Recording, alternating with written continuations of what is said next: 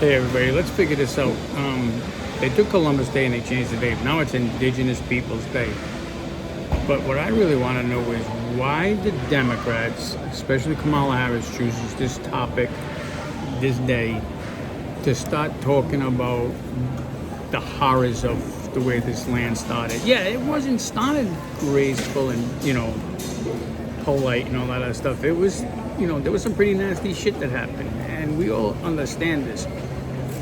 But what is the reasoning behind promoting that side of the history? We know it, but it was still a discovery. So you're going to take stuff away to point out how bad it really was. Well, let me tell you something. If that was the case and we didn't do this, then none of us would be here. So was it a good thing? Could be. Was it a bad thing? Definitely. I mean, it was like a hostile takeover, if you want to say it that way. But I just don't get these people. They have to turn around and make everything bad. You know what I mean? It's like, is all they're going to talk about is the negativity, and they're not going to say, okay, well, you don't know. You know what I mean? See, and I'm not saying anything about indigenous people themselves, but how do you know that they weren't the aggressors?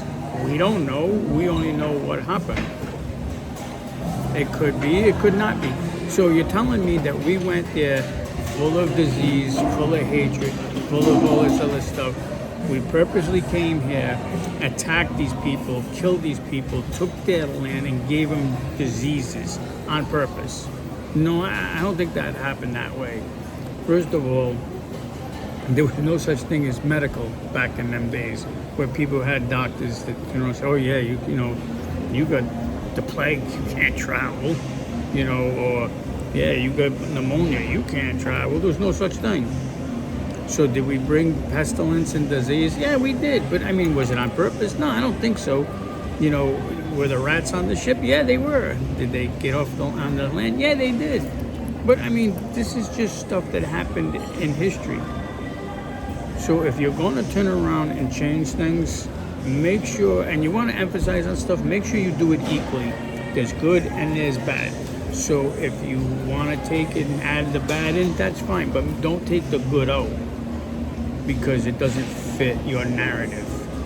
Pay attention. It's an honor, of course, to be with you this week as we celebrate Indigenous Peoples Day, as we speak truth about our nation's history.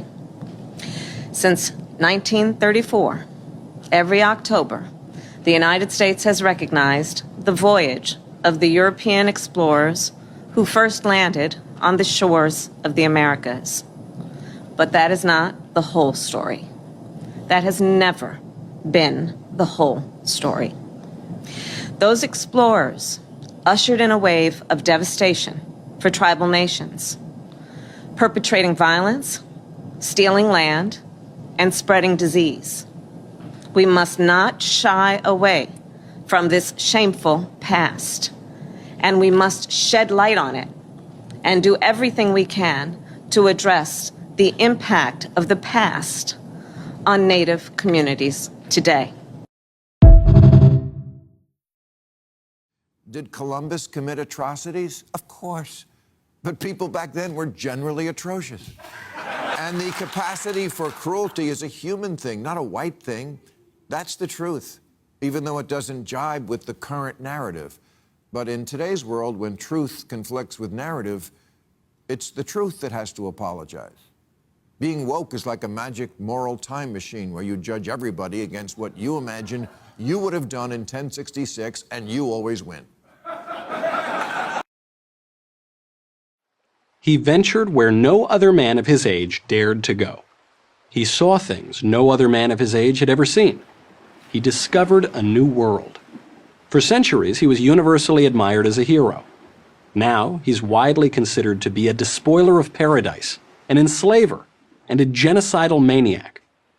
I'm talking, of course, about Christopher Columbus. So which is true? Is he a hero or a villain? The truth is complicated, as the truth often is, especially when you have to go back 500 years to find it. but let's try to get as close as we can. Columbus was born in 1451 in the port city of Genoa, Italy. At a time when birth often determined destiny, his origins were entirely unremarkable. His father was a middle-class wool weaver who expected his son to follow the same path. But Columbus had different plans. The age of discovery was dawning. The future belonged to the bold, and the bold went to sea. By the time he turned 30, Columbus had sailed to Iceland, Ireland, and Africa. Somewhere on his many voyages, he became obsessed with the idea that there was a westward sea route from Europe to India. But there were no maps to consult, only wild rumors of sea monsters and endless ocean. He put together the 15th century version of a PowerPoint presentation for the King of Portugal, then the world's leading sea power. But the king, heeding the advice of his experts, turned him down. It simply couldn't be done, the experts told the king. It was pure speculation, and an expensive one at that. So Columbus took his plans to Spain. But King Ferdinand and Queen Isabella weren't interested either, at least not at first. Columbus persevered. After 8 years, they finally relented. They gave the explorer 3 small ships. There was a time when every school kid knew their names: the Nina, the Pinta, and the Santa Maria, and the year in which Columbus set sail, 1492. Except for a compass and the stars, Columbus had virtually no navigation tools at his disposal. He was, to mix metaphors, flying blind. He was heading west. That's about all he knew. Once the ships left the Canary Islands, they were on their own. His crews stayed loyal for the first week, but by the 3rd week they had lost their nerve. Columbus, however, never lost his. By sheer force of will, he kept his men in line. Finally, after 10 long weeks at sea, on the night of October 11th, Columbus spotted land. He called it San Salvador. Today we know it as the Bahamas. There Columbus and his men encountered the Taino tribe. The first encounter between Europe and the Americas went well. The Taino were curious and helpful. Columbus was emphatic that his crew treat them with kindness and respect. Lest you think that Columbus stumbled on the Garden of Eden, the islands were also inhabited by the Caribs, a tribe of cannibals for whom, according to Pulitzer Prize-winning historian Samuel Eliot Morison, babies were a delicacy, or in Morison's words, a toothsome morsel. Like every place else on Earth, in every time in history, the local peoples were a mixed bag. Some good, some not so good. Upon his return to Spain, word of the Italian explorer's successful voyage quickly spread throughout Europe. A new world had been discovered, and the old world would never be the same. Columbus was a man meant for the sea. On land, he was easily outmaneuvered and betrayed by professional politicians and bureaucrats. It is on their dubious, self-serving accounts that modern attacks on Columbus's reputation are based. In his own day, these attacks made the explorer's life a misery. Columbus was not blameless. He sold natives into slavery. But the explorer did not invent slavery, which was common around the world long before and long after Columbus's time. As for the charge of genocide, there was no genocide. There were atrocities, most occurring after Columbus was dead and gone. There was also widespread intermarriage between the Spaniards and the natives, which eventually led to the people we now call Hispanic or Latino. You don't marry people you seek to destroy.